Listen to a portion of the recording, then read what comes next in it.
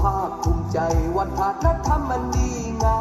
มพอมีหอยยิ้มภาษามวลยังไทยถามสบายดีงามงามแบบเราภูมิใจเมืองลาวของเฮาแผ่นดินลาวที่สมบูรณ์มีการนำคำจุนเพื่อหนุนในสีวิไลมีชาวต่างชาติมาเที่ยวชมจากแดนไกลมาเห็นแล้วประทับใจเมืองศรีวิไลแดนดอกจำปา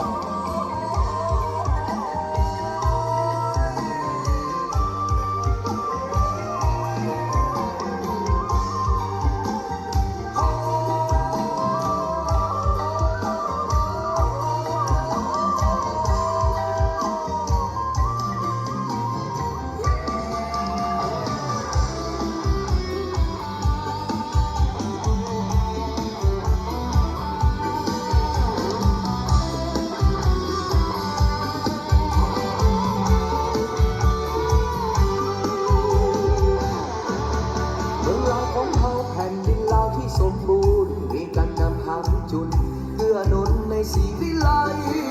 มีชาวต่างชาติมาเที่ยวชมจากแดนไกลมาเห็นแล้วประทับใจเมืองศรีวิไลแดนดอกจำปา